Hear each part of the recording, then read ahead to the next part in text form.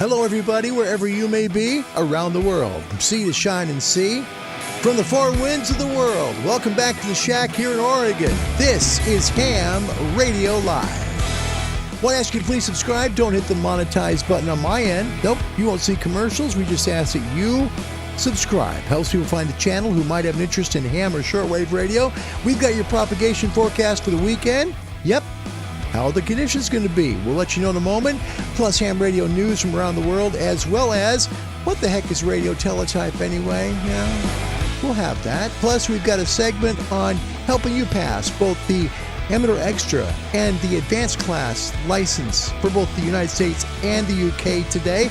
It is an advanced full Friday show today. Welcome, wherever you may be coming from. I'm honored and grateful to have you here. Welcome to the show, everybody. It is a happy Friday. It's the 8th of May. We made it. Yeah. Wow. I got a big show, plus the Friday rant coming up at the end of the show, too. Yeah, 7th of May. I said 8th, sorry. 7th of May. Hi, and welcome to the show. My name's Larry. My call sign's Kilo 7 Hotel November. Back with the old cans. Why? Because we got the Friday rant. This is, it's different. I do this live. So the whole thing will be a one-off, and hopefully you'll like it. We'll see how it goes. First, welcome. So, hello, Tom in Bahrain. Welcome to the show. It's good to see you. His call sign, Alpha Echo 1, Tom Papa. In Bahrain, he's Alpha 92 Golf Whiskey. Welcome, Tom. Nice to see you. We'll have contest stuff today. Yeah, we're going to have the contest calendar. Plus, we're going to be making light of contesters. Now, I want to let you know what we're doing here, okay? We're making light of contesters who are disrespectful, not the ones who are good ones, the people who just jump on bands and start calling CQ contests when you've been there, or they're causing QRM, which means they're, causing interference willfully, without checking the frequency to make sure that it's open. So we'll be doing that in a little bit, okay? Wait for that. Plus, we've got your ham radio news. But before we do that, I want to remind you, if you'd like to get an amateur radio, please, we want to tell you how to do it. It's simple. You can do it this way. Contact the American Radio Relay League at www.arl.org. They'll help you find a ham radio club near you, even if you're not in the U.S., just find them. They'll find you and they'll help you there. If you're over in Japan, find the Japan Amateur Radio League at www.jarl.org. In UK, one of the biggest growth areas for ham radio in the entire world, it's the original social media, right? You don't have to just use a microphone. No, you can send text messages. You can have your own TV station, for goodness sakes. Find them at www.rsgb.org and down under if you're in Australia, where it's currently nice and cool, a nice toasty autumn.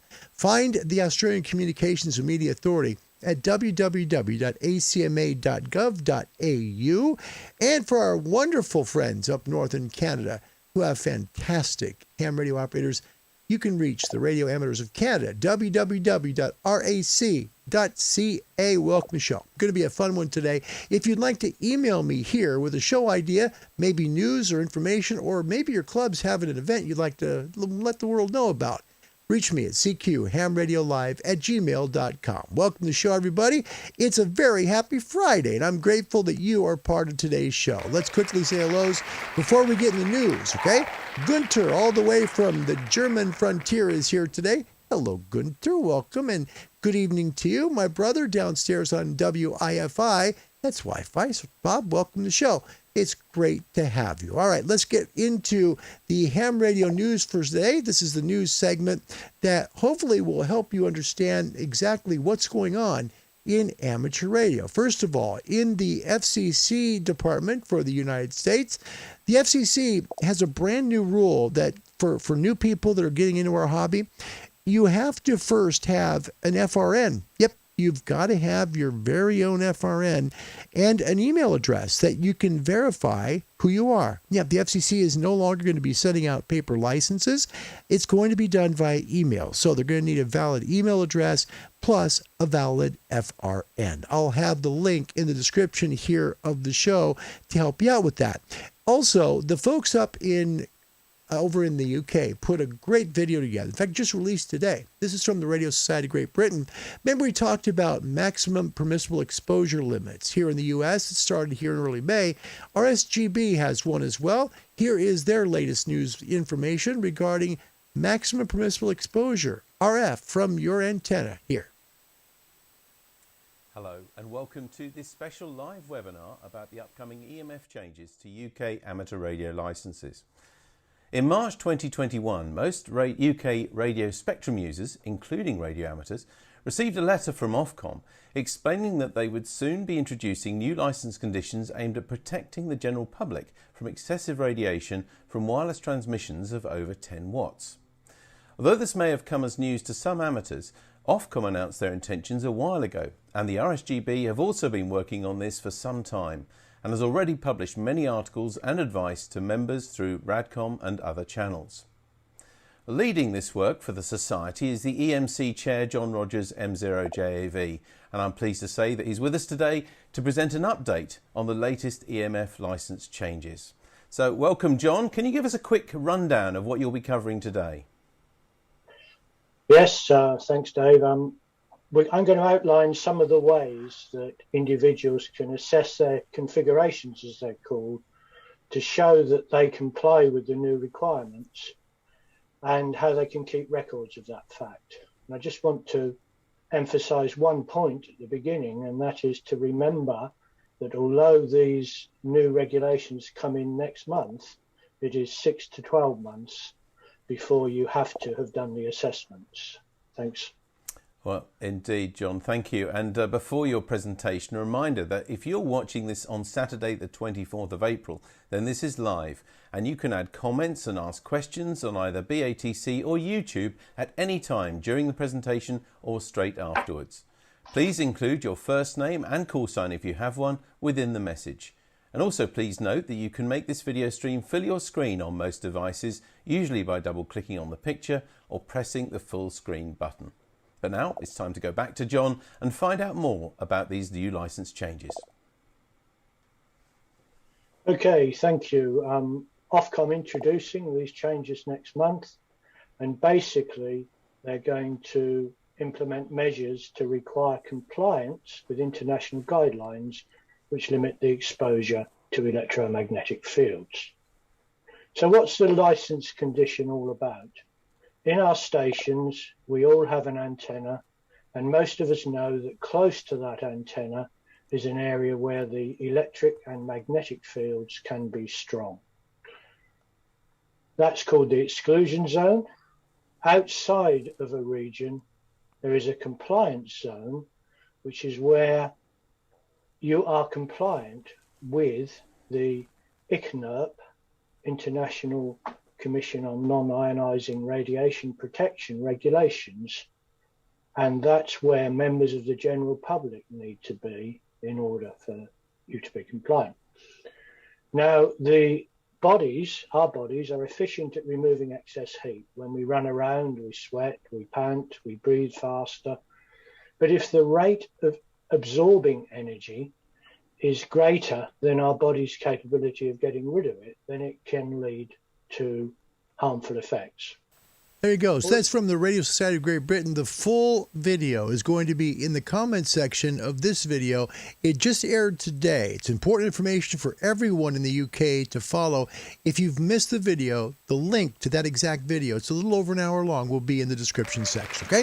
I'd like to welcome Wendy from Florida. Wendy, thank you so much for coming. It's a joy and an honor to see you again. Her call sign, Whiskey Whiskey 4, Lima Sierra. Also, welcome to Mike in the UK, Rod here in Oregon, and of course, we want to welcome John, our soon-to-be ham that's in the Saskatchewan province of Canada. John, welcome.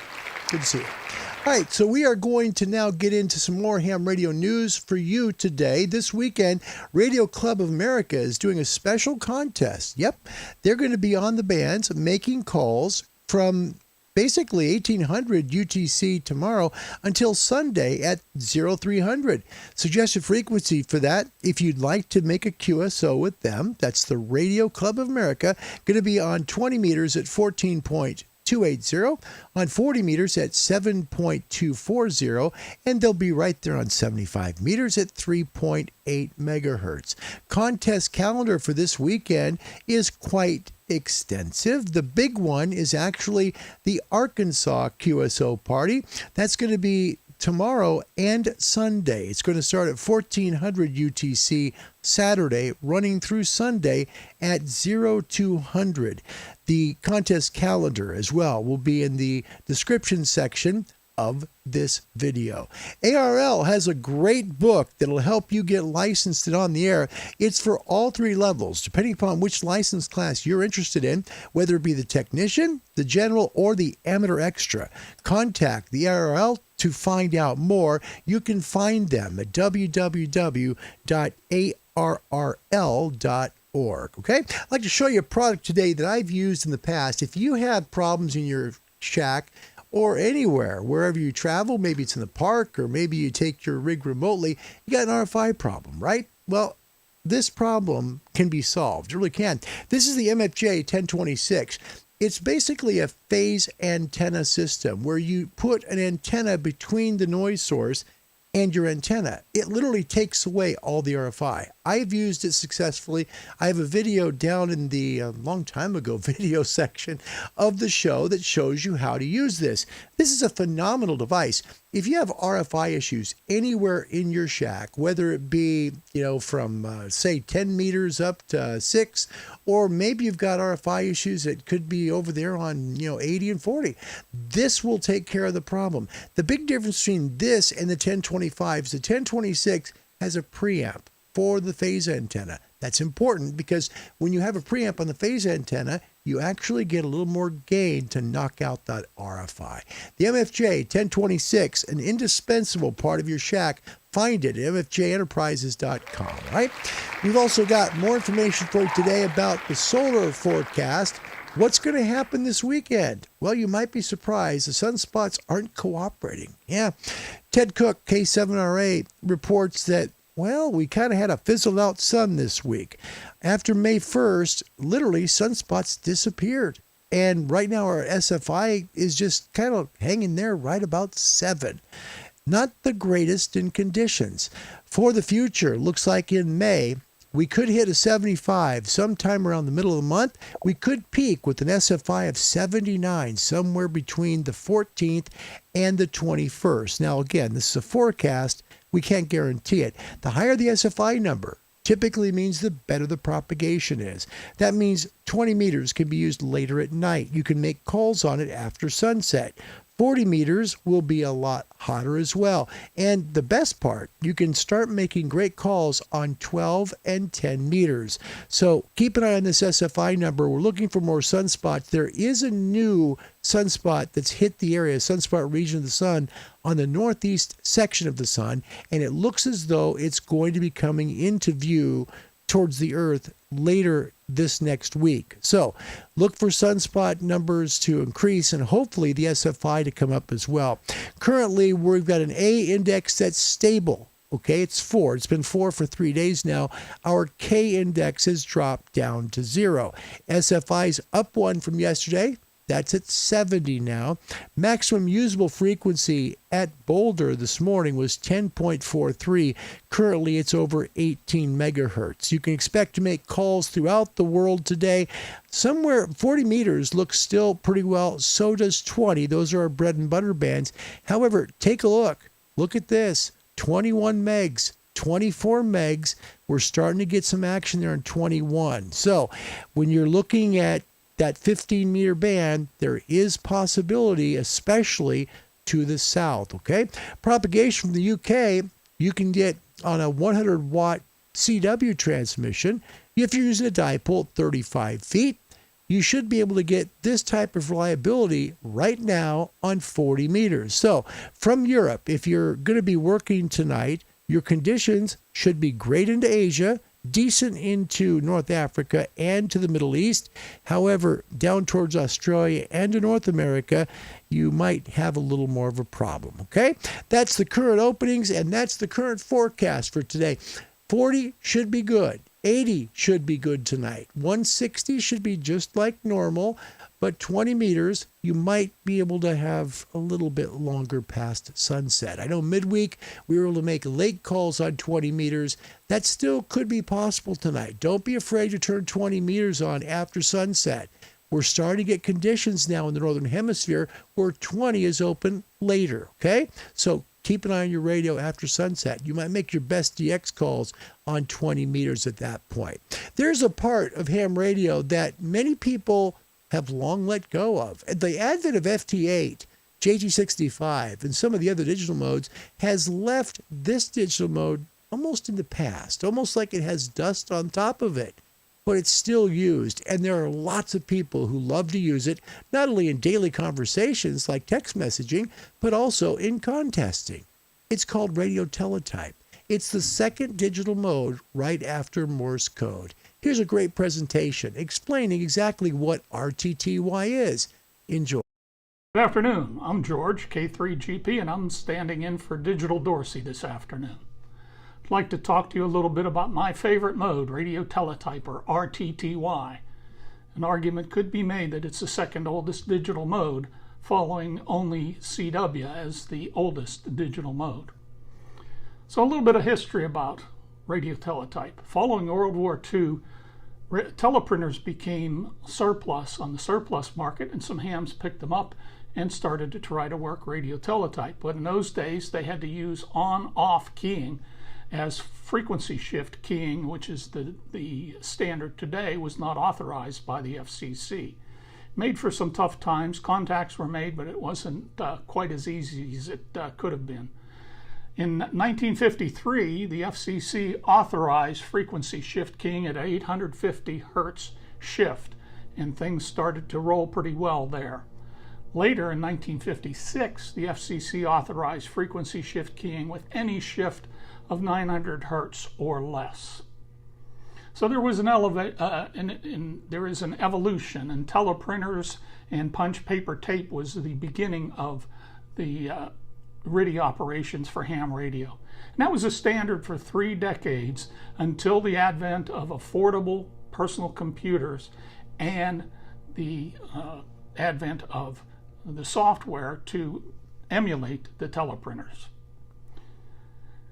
Recently, casual RTTY operation has been impacted a good bit by the new modes FT8 and FT4. However, RTTY can be a lot more conversational for technical discussions, rag chewing, and so forth. That's impractical with FT8. FT8 and FT4 are good modes, but they don't offer the opportunity for the people that are more verbose as I am. For those that like contests, there are quite a few wildly popular RTTY contests during the year. The RTTY Roundup, there's the CQ WPX contest at the beginning of the year, and then there's the granddaddy of all, the CQ Worldwide RTTY, which happens at the end of next month in September. I have some tips for those that might want to get started with RTTY. The first question is FSK or AFSK. Some transceivers automatically enable FSK, and that is the more popular mode, or the more technically sound mode. However, AFSK can be used, and you would use a sound card similar to the SignalLink USB. Incidentally, the SignalLink USB is on sale here at DX Engineering at a $25 off savings until the end of the month. This unit is usable for many digital modes, FT8, FT4, slow scan TV, RTTY, and others. Now, if you choose to use AFSK, remember the acronym, and this is a borrowed acronym, LSMFT. And what that stands for in RTTY parlance is lower sideband means fine teletype. And the point being is no matter what band you're on, be it the lower bands 80 and 40 or the upper bands all the way up through 10 meters, you want to use lower sideband for teletype. When you're using AFSK, please pay a particular attention to the ALC levels on your audio as you're doing AFSK. If you overdrive the signal, you're going to produce an excessively wide signal that's going to splatter and annoy quite a few people. Now for some recommended software. Again, when we're focusing strictly on RTTY, and the recommended software is MMTTY. It's freeware. It's very straightforward to configure and understand. Incidentally, the MMTTY engine is also integrated into some of the more sophisticated programs, such as contesting software N1MM Logger Plus and the digital suite FL Digi. Newer transceivers, for instance, like the IC7300, the IC7610, have built-in sound cards. They can produce the RTTY exchange directly on the screen, and you can use short pre-program exchanges that you can build right into the program.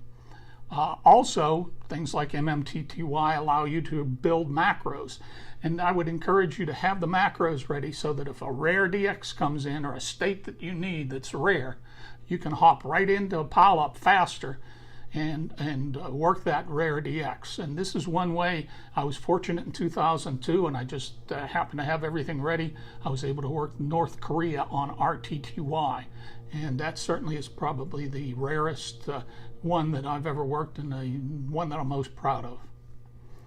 Finally, if you're the least bit interested in RTTY, you can install the MMT software on your PC.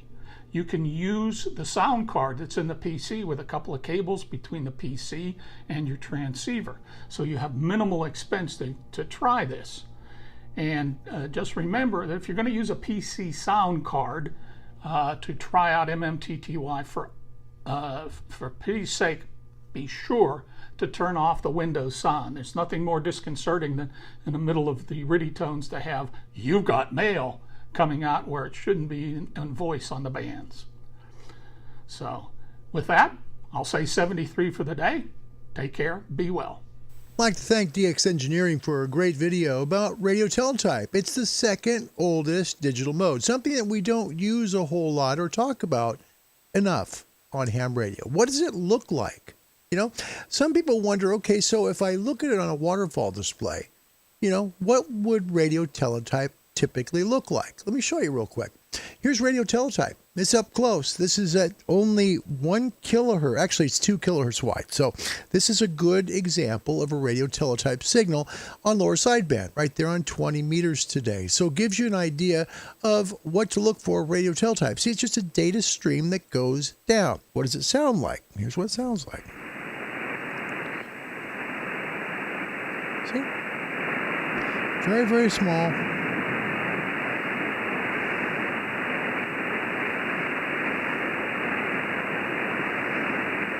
So radio teletype, something that people use still today, and interestingly enough, it's one of those things that comes way back to World War II. That's how a lot of military people would pass coded communication on. Once World War II was over, well, there was all these old teletype machines lying around, military surplus, and of course, ham scooped them up and thought, well, hey, we've got a new way to make communication, let's use that, and we all never forget how to use stuff in ham radio. That's why, you know, some of those treasured things in ham radio can be things like old Morse code keys. Things like that could be very valuable too.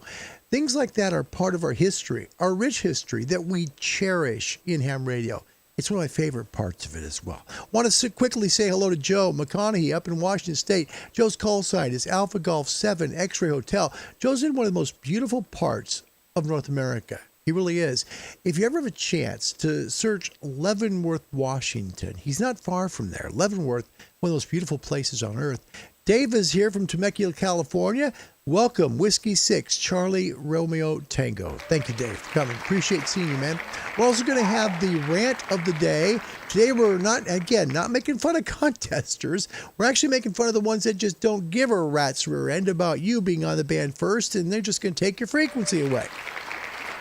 Next week, we're going to talk about that 80-meter guy. That's all I got to say. Typically in ham radio, all you have to do is say that 80-meter guy, and immediately comes to head, oh, that guy. And it could be anybody, right? It could be anybody. It could be somebody that, you know, multiple people. It's just the guys that use foul language, or they get mad. They don't know how to turn the radio off or how to change frequency. That's coming up next Friday in the rant. So we'll do today, though, on contesting, all right? I'm going to show you a little bit about some work that I did this week when I was working some DX. And it's good advice for you to check the bands. The bands are open. but you have to be on the air at the right time, okay? Now, DX typically happens late at night. Now, if you're a night owl, that's great. But if you're not a night owl, you still can catch it. Make sure you keep the daytime band on later. That's the key, all right? Daytime band on later. Let me show you one of those QSOs I made this week. This one was across the pond, but it was the big pond, okay? I have a Juliet Alpha 7 station coming in. Would you please come back with your call sign for me again? Thank you. This is Kilo 7, Hotel November.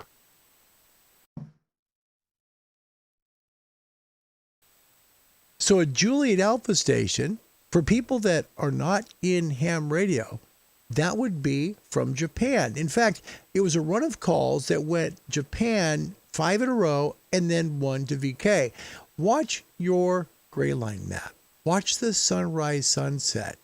Once you do that, you're going to start realizing where you can make calls and where those calls can all of a sudden start coming up out of the noise. Listen for it. You'll start to hear them, and typically you'll hear a pileup. You'll hear a lot of hams trying to call one call, meaning they're trying to reach one station. Wait and listen. You're going to start hearing the station they're calling starting to come up out of the noise. When they come out of the noise, even if you only have 100 watts, you'll be surprised you can actually make that call, right? We're going to talk about some radios today, too. Now, I'm going to give you some advice. For new hams, this is going to be something that I know maybe some experienced hams are not going to agree with, and that's okay. That's totally okay. The fact is, when people are coming into ham radio, they instantly think of buying a great radio, right? I want to get the shiny best radio I can. So it's like an Icom 7851 at $12,199. Well, that's not how much ham radio costs to be involved. You don't have to do that. In fact, you don't even need to go out and spend the money for like a Yaesu FT857, which is right now about $1,700. Here was when I used it on the channel. It's a great radio. I think it's the best performance radio for the dollar on the market today, the FT857. Here are 5 radios that were just recently on QRZ, plus some advice regarding buying on eBay. Now, I know a lot of hams may not agree with this, but my experience with eBay is that eBay prices are ridiculously high compared to what you get on, say, QRZ or QTH. They're ridiculously high. I'll give you a great example of that, right?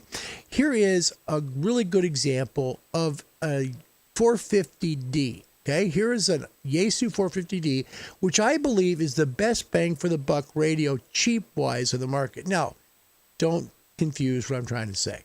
I'm talking about entry-level, get yourself on the air with a good radio, okay?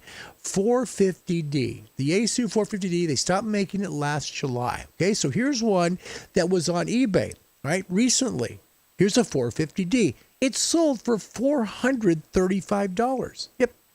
Now you might be thinking, well, yeah, it's a 450D, $435. Sure, that's a good price, right? Okay, well, let's take a look at the ad. Here's the eBay ad for it. Let's take a close look and see what that ad actually says.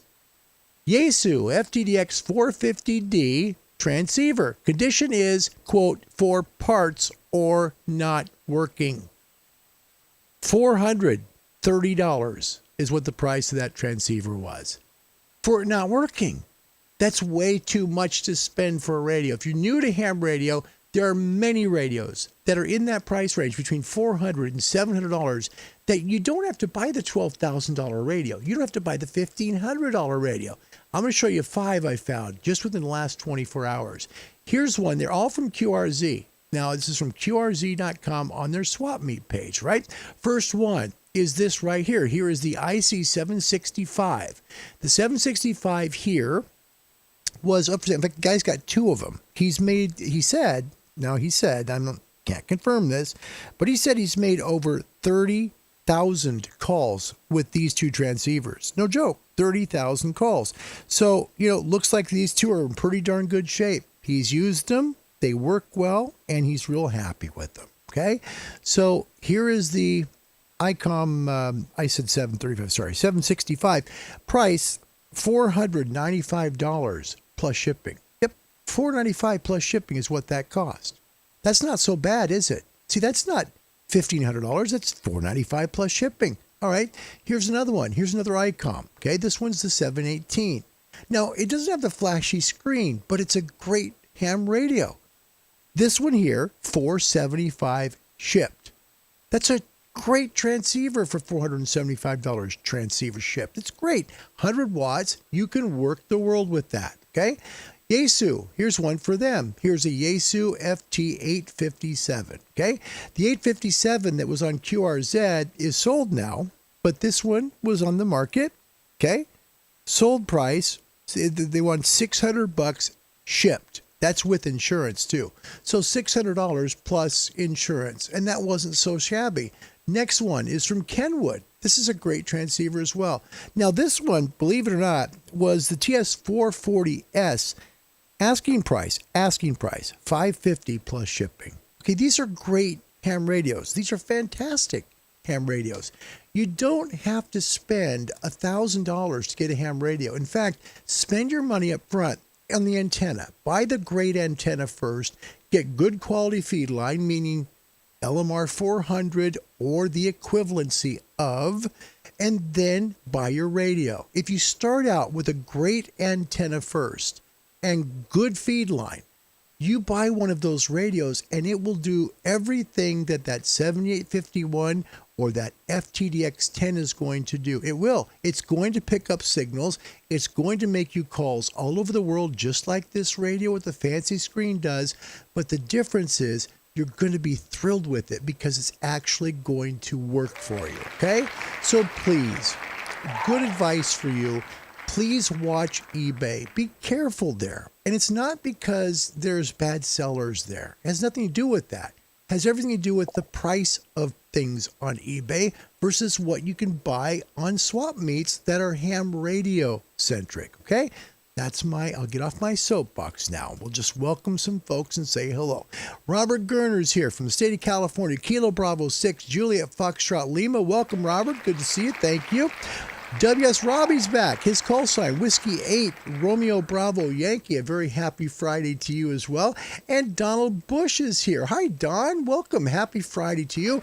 Call sign here. He's actually, I believe, Donald, are you in, I think, Colorado, right? Lots of fine used transceivers out there at very reasonable prices. Yes, but new folks coming into ham radio, please watch the eBay stuff. Don't maybe go in on eBay.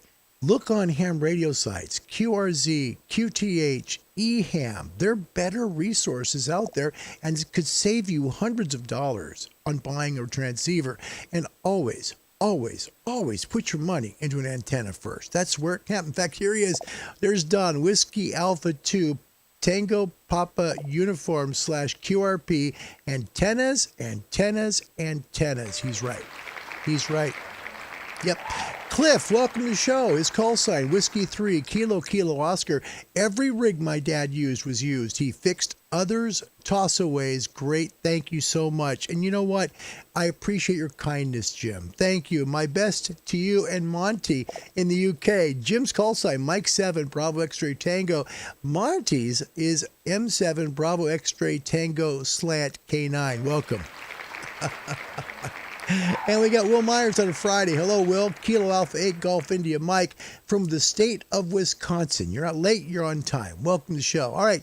We also have some great stuff to try and help you get licensed. Yes, there are top licenses both in the United States and the UK. Now, the US license is called the Amateur Extra. Okay. In the UK, it's called the Advanced License Class. The problem, I think, most ham radio operators have, and I'm just going to be right front with you. Coming in from the shortwave hobby into ham radio, I think a lot of people get satisfied with the general license. I'll just say it. I'm really serious. I think you guys take it way too much. Like, I got the general. I'm cool. You are so close to getting the extra when you have a general. You're so close. And the difference is DX.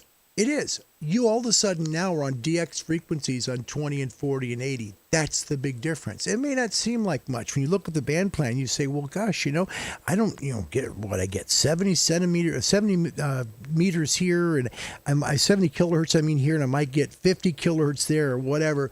You don't realize that area that you're missing is where the world is calling. You see, if you want to make the long calls, if you want to get the rare DX, you need the top license. I hope this helps you today. It's not a substitute for taking a study course. but maybe one of the things I talked to you about today will stick when you take that license exam. The one thing I ask, the only thing I ask, is that you try it. If you're a general in the U.S. or a technician, that you actually give it a shot. It's 50 questions. You can miss 13. You can get this license. Don't let it totally freak you out. You can get it. So with that, let's get going in the show, all right? So we're going to get going with 20 questions. This is the top license, both in the United States and the UK. And these are from the test. So these are actual test questions. I hope you enjoy this part of the show, all right? Let's get first into the U.S. Amateur Extra, top license in the United States. The first question. And see, this is where I'm saying you can do this. You really can. The first question, what is the process of normalization with regard to a Smith chart? Now, Smith charts are something that basically what they are. Okay, a Smith chart has to do with impedance values. Okay, it has to do with helping to make sure your antenna is good. Okay, so the process of normalization with regard to a Smith chart is reassigning impedance values with regard to the prime center. This is how we find out what the right distance, what the right length is of an antenna. This is where we find out about SWR. Okay, now I know we've got antenna analyzers, but you've got to know this stuff to get on the Amateur Extra license exam and pass it. And you can do this, okay? That's what it is. What's the process of normalization? Meaning everything's normal now. It's stable, right? With regard to a Smith chart. It's just reassigning impedance values with regard to the prime center. Take a look at Smith chart. You'll totally get it. Next question. Which is generally true for low band, meaning 160 and 80 meter receiving antennas? See, this is easy.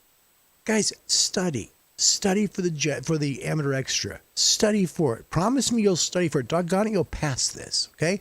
Rod Clare in West Salem, Oregon is a good example. He was a technician until a month ago. He took both tests, and Rod ended up passing both of those exams same day. He really did. He really did. So, all right, what's generally true for low band 160 and 80 meter receiving antennas? The answer is atmospheric noise is so high that gain over a dipole is not important. Now, in layman's terms, what this means is if you've got a big antenna, okay, 160 and 80 meter antenna, the noise is so high, the atmospheric noise, natural noise from the environment, right, is so high that really the gain of that antenna is not going to be any different than using a dipole. That's really what this means, okay? That's all. Nothing different than that. That's the whole point. Next question on the U.S. Amateur Extra exam for today. What term best describes the interactions at the load end of a mismatched transmission line? In layman's terms, what happens at your antenna when the impedance of your antenna doesn't match 50 ohms? That's it. Yeah, that's it. The answer is reflection coefficient. Okay, easy to remember this. Remember, when you have an offset of your antenna, when it's not matched, when you don't have an antenna that makes your radio happy, meaning it's not within a range that your radio can transmit to it freely without a tuner, okay? You got like a 1.5 antenna to 1. Say it's 1.5 to 1, you have very little reflection back. But unless it's 1 to 1, you're going to have reflection coefficient, meaning power is going to come back down from the antenna, down your feed line. And then what happens is the transmitter keeps on kicking it forward, and it goes along that coax line to your antenna until it's either sent out to the world or it's ended up being used as heat in the coax. That's how it works. Reflection coefficient. That's what it means, all right? So just remember, hits the antenna, bounces back. Reflection coefficient. Next, what is the typical velocity factor for a coaxial cable with solid polyethylene dielectric? My goodness gracious. Some of these questions, they make me frustrated because there's easier ways to ask them, but because people are so technical that write the questions, they can be confusing to a layman, and I don't like that part. Let me just say this, okay? Every wire has what's called velocity factor in it. It means the amount of time it takes for the electrical current to go from one end of it to the other. That's velocity factor. It's not instantaneous. None of it is, okay? Unless we live in a vacuum, okay, and there's no resistance, none of it is instantaneous. It takes time, okay? So every wire has a certain amount of velocity factor. Think of velocity factor as the train that runs from one end to the other as quickly as possible, okay? So on dielectric, on regular coaxial cable, because it tends to be what we call lossy, okay, compared to parallel line, which is like the old rabbit ear TV antenna connection line like grandma and grandpa used to have. Remember the brown stuff?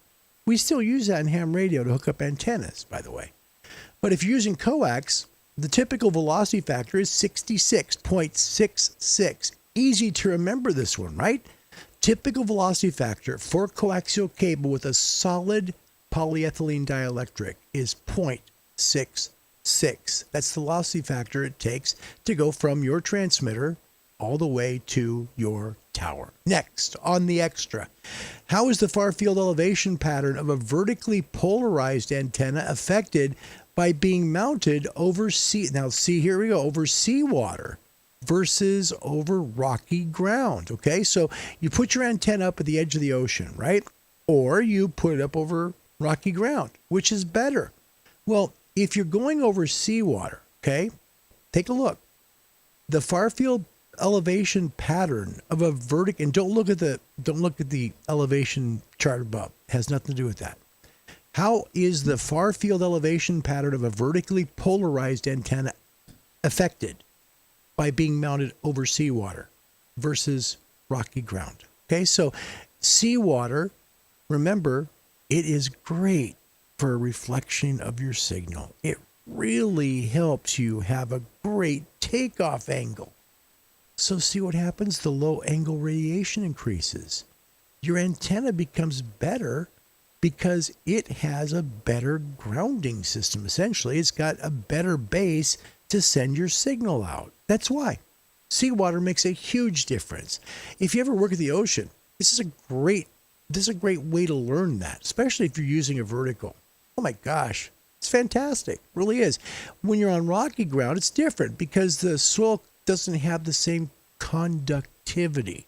Did you know that? Soil is conductive. Depends on how much salt is in it. That's true. Yep. It has to do with the amount of soil conductivity. All right. Next question on the US Amateur Extra. And I'm sorry we're going to blank here. I don't mean it to do that. I literally have a computer that continues to show me the entire question from the one end of my computer screen to the other. My apologies. Next question. And here's that elevation map. What is the elevation angle of peak response in the antenna radiation pattern shown in figure E9-2? In layman's terms, where does most of the power go from an angle perspective on the horizon? Okay, so at what angle on the horizon does most of the power from this antenna travel? Okay, and that makes a difference. Because if our antennas point more upward, they don't go as far. But if they go out almost flat to the horizon, now they skip a long ways, don't they? Because remember, these are hitting the E and F layers of the ionosphere, which are over 100 kilometers in the atmosphere. So they're way up there. You imagine shooting something almost straight out from your house along the horizon and then hitting someplace that could be maybe 300 kilometers up there, like in space, really? And then bouncing back down? Imagine how far that signal goes. That's why elevation angle is so important. If you take a look at the four fingers here, the biggest finger is the one at the bottom, right?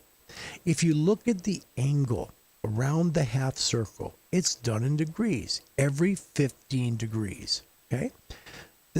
The middle of that lowest one is literally right between 0 and the first degree marker. So we know that first degree marker's got to be 15 degrees, right?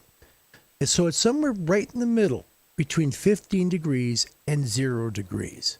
What's in the middle? What's 15 divided by 2? 7.5. See? Right in the middle. 7.5. There's your elevation angle. You're solid. That's how you can pass this test. You just have to take it. You have to learn and study, and you'll pass it. And you'll get, and the cool part here is, listen, You do this and you get it for life. Just keep on renewing your license. You don't have to retake another test. You get those frequency allocations for life. It's well worth it. Next question. What antenna has no gain in any direction? This is a made-up antenna. It's called an isotropic. Isotropic antennas, think of it like the sun. The sun radiates in all directions equally. An isotropic antenna is the same way. It's literally a ball that goes all around. There's no gain, meaning not one part of that ball or that antenna goes further than the rest of it. That's gain, okay? So the ball essentially just has similar gain, just similar all the way around. There's no gain, it's just all the same. It's consistent. Gain happens when you get more going one direction. There's no gain on an isotropic antenna because everything is equal. Okay? Next, on the US Amateur Extra for Friday, which is the name of a digital mode where each preceding or following character changes by only 1 bit. This is easy to remember. Gray code. Gray code, okay?